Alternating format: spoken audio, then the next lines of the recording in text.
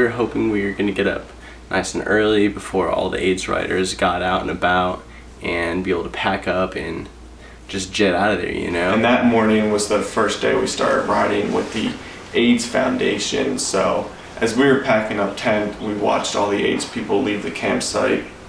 Watched as 2,500 spandex warriors on carbon fiber bikes rolled by. The AIDS ride was a very, very homosexual vibe the entire time. Guys dressed up in spandex cat suits and a lot of fish netting. First things first, we have to go stop at the gas station to get some supplies. We wake up early, but we noticed they were still riding, so we waited a while and we hit up Home Depot and got ready. Brushed our teeth and everything there. Took our morning dumps. We got on the road, but we were still thick in the mix of the AIDS people, so that was different riding. Wasn't as focused on the scenery and stuff. It was more focused on the huge crowd of riders around you and kind of learning the lingo and the directions for how to ride with so many people and people passing you and you passing people and everybody stopping at once and that kind of thing. So we started riding out of there, and we got caught up in this mix, and we went through and it started right off the bat with like just obscenely safe fucking riding. And the riders, I mean, I met a ton of riders over the next 2 or 3 days or whatever, 2 days, and some great people. I mean, very, very, you know, flaming and flamboyant, but some good people and stuff. And we tried, they had rest stops every 10 or 15 miles where they gave out a ton of food and water and all that kind of stuff. So we kept on trying to barge their rest stops. That was really fun, right? All the people. Chris hated it. He was like, "This is stupid. Like, this is so bad.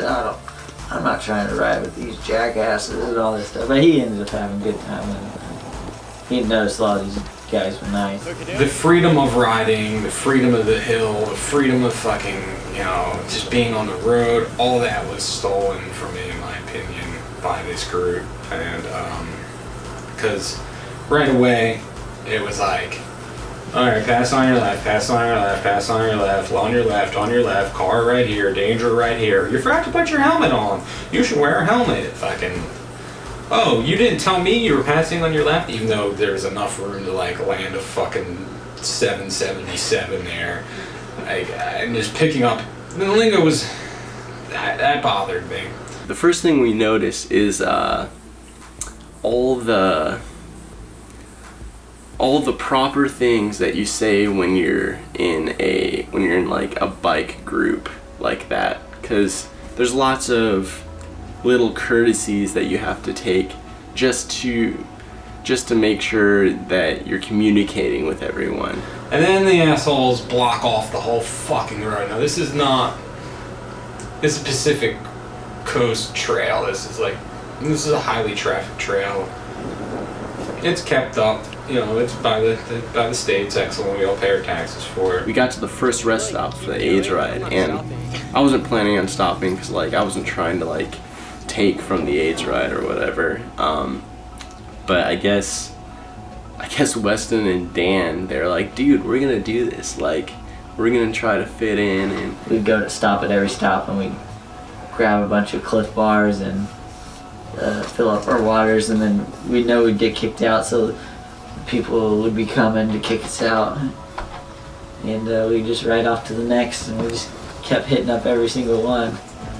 And their staff caught on to us pretty quick because we had all our bags on our bikes and we weren't wearing spandex, we weren't wearing helmets, we didn't have wristbands, and we're just filling our pockets with food and stuff. So they caught on to us pretty fast and told us to beat it and hit the road, but we kept trying at every stop. I was rolling through, and like one of the security guards at the front entrance like was listening to her walkie-talkie, and like I heard them like totally profiling me. They're like, watch out for the kids with the red bags and the fluorescent vest. They don't belong with the ride. And I'm just like, she's like staring at me like, because I'm completely fitting the profile as I'm like passing her. But there was a long time where like having AIDS and AIDS being associated with being a homosexual and being very prevalent in that community, there's a lot of persecution, and there's a lot of, you know, this was something that you had to deal with alone, and if people found out you had it, then you were ostracized, and it was like, okay, now these people have created something, and they created this event where like there's none of that. They don't feel any of that. And the first thing that they did when they saw people that were like not a part of this group was automatically ostracize us and like make us feel like we weren't welcome and like we were crashing their fucking party. I loved it. It was a good experience. Yeah. A little leprechaun on the side of the road trying to get lucky. He would follow the whole tour. He drove 545 miles to stand on the side of the road and try to get some action. He would always park his car like kind of catty-cornered before a bush to give him like a little love-making area. I doubt he got any. So he was wearing this 4-leaf clover that says "Come get lucky," and he would like stand next to the fucking road and just be like, "Yeah, come on, get in my car, get lucky, get lucky." I've seen him a couple times throughout the ride. It wasn't that big of a deal. I got a good kick out of that. I smiled, and you know. But then one time when I was riding up, he just yawned really hard while he was doing it. He was like, "Ah!" As I was riding by, he was like, "Oh, come on, get lucky." Like, oh, this fucking blowy. I'm tired from all these cocks.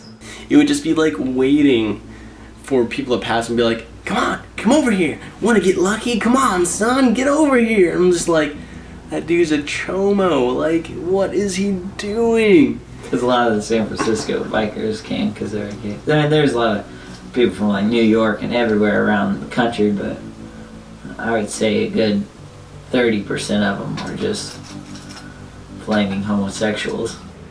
Not that there's anything wrong with them, but it's just fun for a bike ride.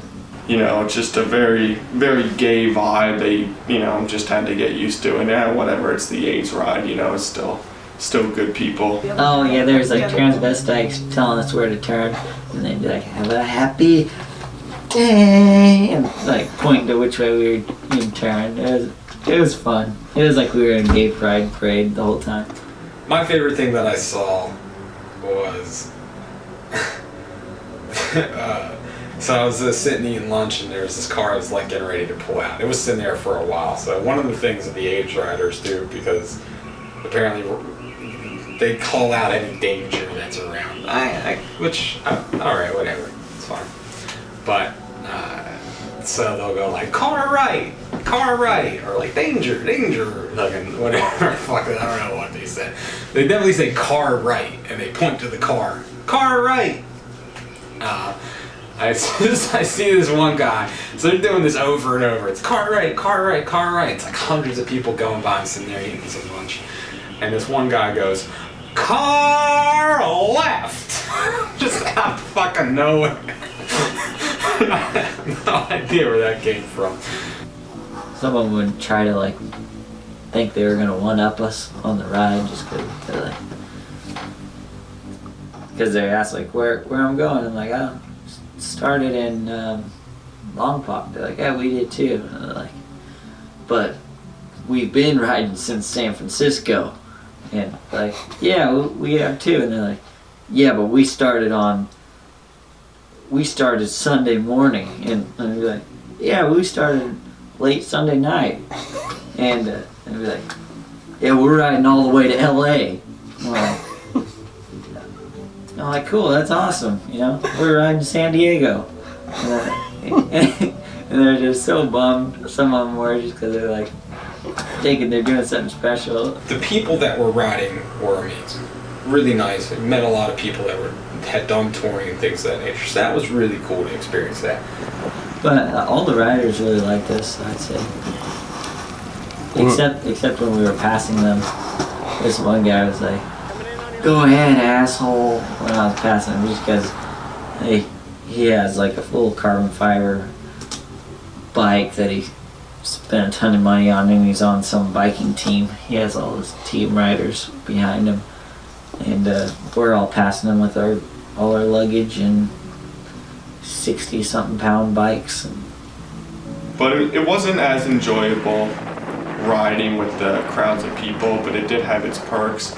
We kind of all got separated over the next 2 days, and we didn't once have to worry about directions or where to go. They had signs for everywhere, and they had people directing you and that kind of thing. One of the things I actually liked with the AIDS rides, we ended up kind of all riding our own bikes at that point, having our own experiences, and then coming together at the end of the night and sharing them. I found personally that I really liked that, that I could like set my own pace. Well, that day we all got split up, and somehow I was like ahead of all the guys for days. Like I was like an hour ahead of everyone. And we ended up all kind of coming together at the end of the day, not necessarily even intentionally. We just kind of all passed each other, or ran into each other about 3 miles from the actual campsite. Rich had already been done for a while. Dan and Weston were coming back, and I was working my way there. Yeah, so I got into Ventura at the ending of the AIDS ride. You know, I'd come in the exit, and everyone's giving a standing applaud for me coming through, and I'm like, I'm not even with you guys. I swerve out the cones and just go past them, and they're all confused. Like, what just happened? Because we got separated, I had suntan lotion, and Rich did not. I kind of saw Rich and then didn't.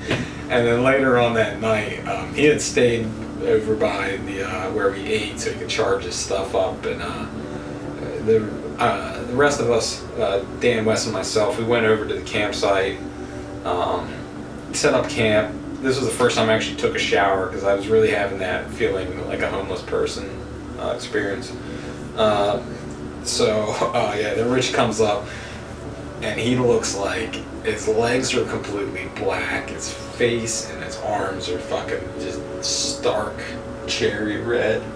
I was like, hey, they have showers here, and he's like, I think I'm good. I was like, I got like money for you, and he's like, I might just shower in the morning. It's like, no, seriously, like I will pay you to take a shower right now.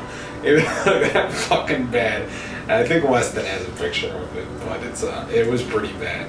But we were all looking pretty fucking homeless at this point, and we smelled pretty homeless.